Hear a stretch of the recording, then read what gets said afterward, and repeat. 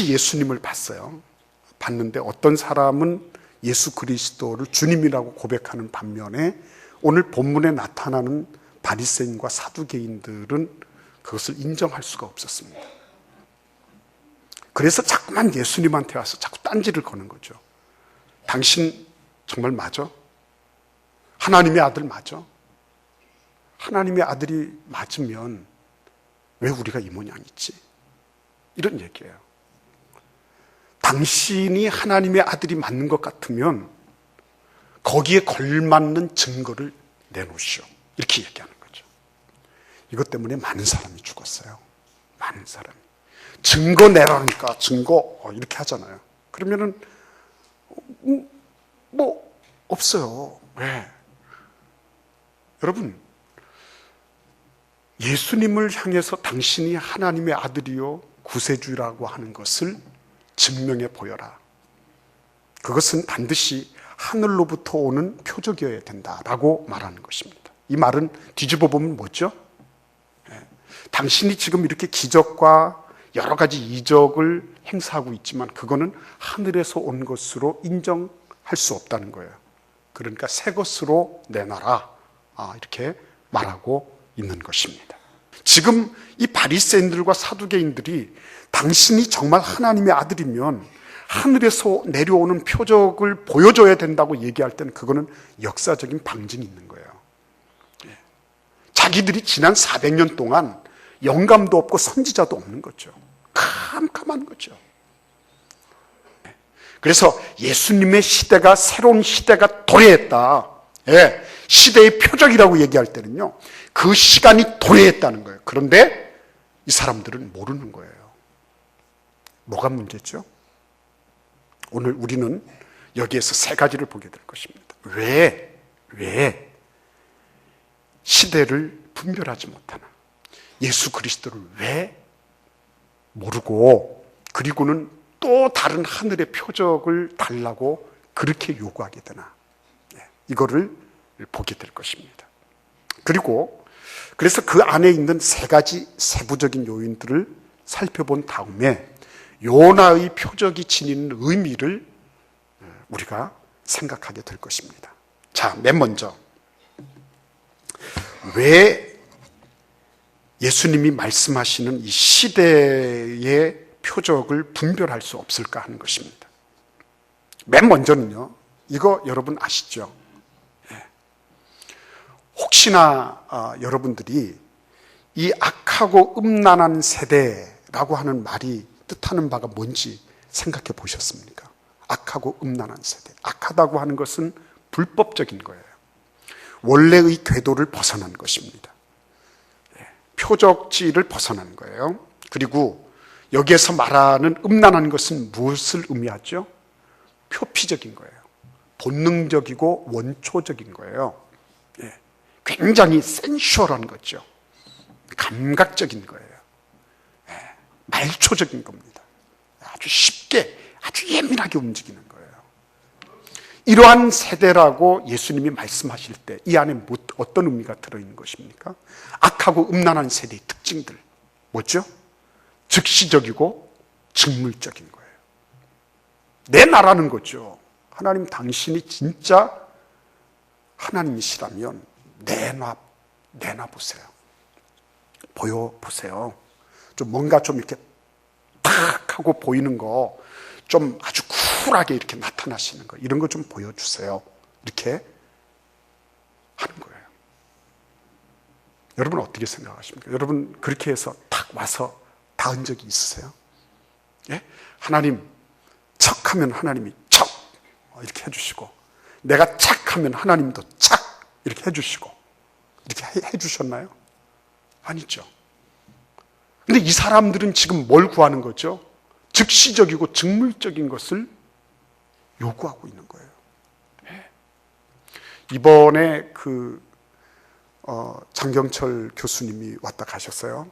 근데 그분하고 같이 얘기를 하면서 사랑에 대해서 같이 생각을 나눴어요. 근데 그 장경철 목사님이 사랑은 시간의 검증을 지나봐야 되는 것 아니겠습니까? 그러시더라고요. 시간의 검증. 하루 이틀 사랑하는 건 할 수 있어요. 그죠? 뭐 1년, 2년은 가능한 거죠. 그러나 진짜 사랑은 어떻습니까? 지속돼야지 진짜 사랑이죠. 그렇잖아요. 처음에 하루 이틀 사랑하는 건 할 수 있죠.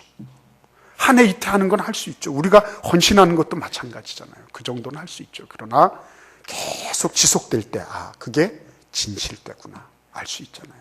그렇죠? 예. 그래서 사랑은 오래 참고, 그 말씀이 깨달아지더라고요. 사랑은 오래 참고, 사랑이라고 하는 것은, 이것은 시간의 경과를 통해서 시간의 극을 다 해나갈 때도 지속될 때 그게 진짜 사랑이구나. 사랑은 진짜 시간의 검증을 통과해야 되는 것이구나. 아무나 쉽게 사랑한다고, 쉽게 내가 사랑했다고 말할 수 없겠구나. 이런 생각을 하게 됐어요. 근데 여러분, 하나님은 우리를 어떻게 사랑하신다 그랬죠? 영원히 사랑하신다 그랬죠. 영원히 사랑하시는 거예요. 우리가 잘할 때만 사랑하신다고 말씀하시는 것이 아니고, 우리가 못할 때도, 우리가 심지어는 배반하고 등지고 갔을 때도, 그때도 하나님은 여전히 사랑하신다고 말씀하시는 거예요. 그러니까 그게 진짜 사랑이잖아요. 그게. 너 이 돌덩이 가지고 떡덩이 만들어. 이 사람들 그렇게 말하거든요. 즉시적으로 이것을 바로 바꾸어 봐. 그러면 내가 믿을게. 이렇게 얘기하거든요. 그런데 사랑은 그렇지 않아요. 하나님이 일하시는 방법은 그렇게 하지 않았어요. 지난 400년 동안 하나님 우리가 두고 봤는데 하나님 어디 계셨어요? 하나님 말씀하실 거예요. 400년은 나의 영원한 시간에 비하면 작은 점 하나도 미치지 못하는 것이다. 이렇게 말씀하실 거예요. 우리가 볼 때는 되게 오래 간 것처럼 보이지만요, 하나님의 영원성에 비추면 그건 작은 티끌에도 미치지 못할 거예요. 그래서 여러분, 이게 이 바리새인들과 사두개인들이 지금 가지고 있는 이러한 모습들이 결국은 어떤 모습이죠? 그 시대상을 반영하는 거예요. 시대상을. 악하고 음란한 세대라고 말씀하시는 그 시대상을 예수님이 그대로 말씀하시는 거죠. 너희들 이게 잘못됐다라고 말하는 것이 아니라, 너희들은 지금 시대의 정황 속에서 그 시대의 흐름 속에 침륜되어 있다는 것을 모르고 있구나. 너희들 다들 이 바리새인들과 사두개인들만 그렇게 생각하는 것이 아니라 사람마다 다 그런 물음표를 달고 있는 것을 예수님은 정확하게 보고 계셨어요. 그래서 전체의 관점에서 지금 이 바리새인들과 사두개인들의 질문을 다루고 계신 거예요. 저는 이게 감명 깊었습니다. 그러시구나. 우리 예수님은 영원한 관점에서 이걸 보시는구나. 열심히 하잖아요. 우리가 열심히 일하고 열심히 최선을 다합니다. 맞아요. 그렇게 해야죠. 성실하게 살아야죠. 그러나 그것이 우리의 모든 것을 보장해 주는 것은 아니죠. 그렇죠. 왜요? 전체적인 관점 잃어버리고 부분적으로 열심히 한다고 해서 그게 다 보장되는 건 아니에요. 그것은 마치 침몰해가는 선박 위에서 의자 열심히 고치고 있는 것과 다를 바가 없는 거예요. 전체적인 맥락을 알아야지. 지금 침몰하고 있으니까 구멍난 부분을 메꿔야지. 침수되어 있는 엔진을 고쳐야지. 아니면 구명정을 타고 탈출해야지. 이런 게 나와야죠. 지금 내가 이 일을 열심히 하고 있는데 누가 뭐라고 그러냐고. 그건 아니죠. 그러니까 예수님은 인생 전체의 관점, 영원한 하나님의 관점에서 너희 이 세대는 음란하고 그리고 불법한 세대구나, 악한 세대구나. 그 특징이 뭐라고요? 바로 즉시적이고 즉물적인 것을 요구한다고 하는 것이에요. 두 번째는요, 예수님이 이들에게 지금 사실상 거부하고 계신, 너희들 일기예보는 잘하는데 시대 분별은 안 되구나.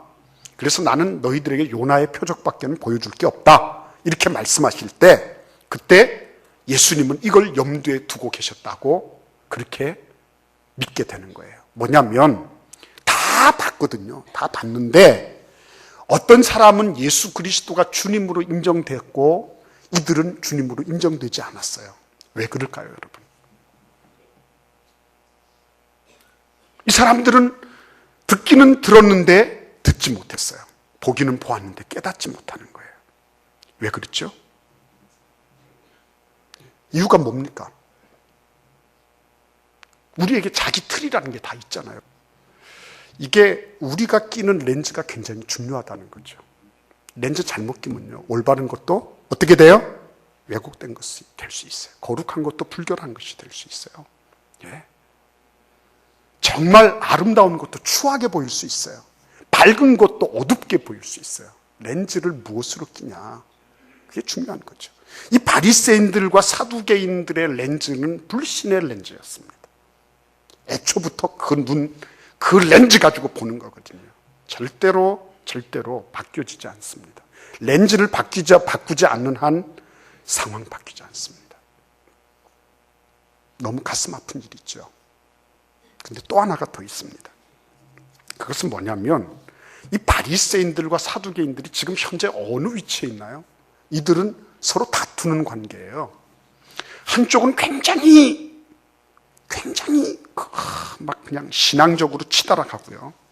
한쪽은 굉장히 현실적이에요. 그래서 원래는 물과 기름처럼 섞일 수도 없고 불과 얼음처럼 이게 함께 할 수도 없던 그런 종류의 사람들이 이 바리새인과 사두개인들이에요. 근데 이들이 어떻게 됐죠? 예수님을 시험하는 일을 위해서 의기투합했다는 거죠. 그죠? 이게 참 기가 막힌 노릇이에요. 예. 공동의 적이 돼버린 겁니다, 예수님이. 그래서 이 사람들이 원래 뭉칠 수 없는 존재들임에도 불구하고 같이 뭉쳐서 공동의 적인 예수를 대적하려고 지금 나선 거예요. 이 배경에는 뭐가 있는 것입니까? 예수님이 자기들에게 위협적인 존재라는 거죠. 자기들이 지금까지 가지고 있던 기득권을 흔들 수 있는 위협적인 존재이기 때문에, 그러기 때문에 예수를 처단하고자 하는 거예요. 어떻게 해서든지 시험에 들게 해서 구설수를 만들어서 그 다음에는 처단해버리고자 하는 것이 이 바리새인들과 사두개인들이 가지고 있는 공동 목표였습니다. 그럼 뭘 의미하는 것입니까? 주류가 있잖아요. 세상에 흘러가는 주류. 그죠? 그 흐름에 뭔가가 아니라는 거죠. 뭔가 위협이 될 수 있다는 겁니다. 그러면 즉각적으로 뭘 합니까? 즉각적으로 거기에 대해서 딴지를 걸고 브레이크를 거는 거예요. 그죠? 이 세상은 원래 그렇습니다. 세상은 자기들의 원래의 방식대로 되지 않을 때 즉각적으로 위협을 가해오고 경고사격을 가해오고, 그리고 마침내는 본격적으로 싸움에 뛰어들자고 하는 것입니다. 근데 이 사람들은 어떤 사람들이죠? 그 거대한 흐름 속에 썩은 통나무처럼 같이 흘러서 내려가는 사람들이에요. 네. 자기들이 이 시대의 보편적인 정서, 보편적인 정신에 침륜되어 있다는 것을 절대로 깨닫지 못하는 사람들이에요. 그냥 흘러가는 거예요. 오늘 이 바리새인들과 서기관들은요, 전체적인 흐름 속에서 자기들이 지금 무슨 짓을 하고 있는 것도 모르는 사람들이죠. 다 침륜되어서, 다 염색이 돼서 흘러가고 있으니까요. 세력을 따르고 자기 일신의 보안, 자기 일신의 안보를 추구하고, 그렇죠? 그렇게 하다가 보면 이런 일들이 발생하는 거예요. 세상의 흐름에 대해서 그것은 아니다라고 말할 수가 없는 것입니다. 이것은 잘못됐다라고 그렇게 지적할 수가 없는 거예요. 쉬쉬거리면서 조용조용하게, 그러면서 나는 그냥 얇고 길게 살란다, 그렇게 생각하는 거죠. 자, 그런데 오늘 이 세 가지를 다 통과한 다음에 우리가 예수님께서 주시는 말씀을 받아야 되겠습니다. 우리 4절 말씀 같이 읽겠습니다. 악하고 음란한 세대가 표적을 구하나 요나의 표적밖에는 보여줄 표적이 없느니라 하시고 그들을 떠나 가시니라. 아멘. 예. 여러분 여기 보시면 요나의 표적밖에는 보여줄 표적이 없느니라 이렇게 말씀하십니다. 요나의 표적이 어떤 표적이라는 거죠? 이게 마지막 궁극적인 표적이라는 말씀이에요. 너희들에게 아무리 많은 것들을 보여줘도 너희들 렌즈가 잘못되어 있기 때문에, 너희들이 지금 이 대세에 승복되어 있기 때문에 그게 다 필요가 없는 거예요. 즉시적이고 직물적으로 하나님을 시험하려고 하는 그런 상황 속에서는 아무런 표적도 필요하지 않은 거예요. 그래서 예수님께서 마지막으로 제시하신 것이 뭐예요? 요나의 표적입니다. 요나의 표적을 여러분 알고 계시죠? 아무리 요나 자신이 불순종했다 할지라도 배에 있던 모든 재산 다 날아가고 본인도 죽을 고생을 하고 다 했지만 니느웨 백성을 살리고자 하시는 하나님의 그 결연한 의지는, 그 뜻은 결코 막을 수 없다. 그게 이 사건의 주된 핵심 사안. 그렇죠? 예수님께서 그 요나의 표적을 말씀하신 까닭이 뭐예요? 그렇죠. 너희들이 아무리 나를 벗었고 아무리 대적하고 아무리 세상의 주된 흐름이 진리를 거스른다 할지라도 하나님은 구원의 사역을 반드시 이루신다. 믿습니까 여러분? 아무리 힘들고 아무리 어려워도, 심지어는 땅속에 내가 사흘 동안 장사 지낸 바 된다 할지라도 결코 하나님의 구원 사역은 멈춰질 수 없다. 멈출 수 없다. 그거거든요. 제가 감명 깊게 봤던 영화가 하나 있어요. 병자 호란을 배경으로 해서 인질로 잡혀갔던 그 백성들을 다시 구해가지고 오는 그런 아주 스릴 넘치는 영화였어요. 영화의 이름을 말씀드릴까요? 그러면 넘어가겠습니다. 여러분, 근데 이 청나라에 끌려갔는데요. 마지막 장면이 진짜 압권이었어요. 저는 그 마지막 장면을 여러 번 봤습니다. 마지막에 이 청나라의 주신타라고 하는 장수가 있어요. 이 장수가 주인공 나미의 누이 동생에게 목에 칼을 대고, 그리고는 나미를 딱 마주보고 있습니다. 나미는 신출기모라는 명사수예요. 쐈다 그러면 백중백발이에요.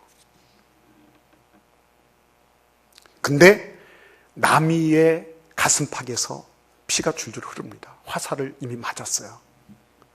그리고는 자기가 지금 혼신의 힘을 다해서 겨누고 있는 거예요. 근데 주신타를 겨누고 있는데, 적장을 겨누고 있는데 그 적장 앞에는 누가 있어요? 자기 누이 동생이 있는 거예요. 어떻게 하죠? 화살이 시위를 떠납니다. 근데 그 시위를 떠나는 화살의 모습을 보세요. 흔들 이렇게 가요. 화살이 기백이 있어야 될 거 아니에요. 쫙 가야 될 거 아닙니까? 흔들 바람 타고 흔들 가는 거예요. 그 화살을 가리켜서 애기살이라고 한답니다. 다른 여타의 화살보다 3분의 1에 지나지 않고요, 바람도 타는 그런 화살이에요. 근데 이놈이 말이죠, 이렇게 흔들고 갔는데요, 지금 적장은 딱 칼을 대고 정확하게 이렇게 딱 보고 있잖아요. 근데 이 화살이 흔들고 가서요, 이 동생, 그 누이 동생의 목을 싹 스치면서 적장의 목을 뚫어버리는 거예요. 그게, 그 애기살이 곡사포가 된다는 것을 몰랐던 거예요. 이 적장이.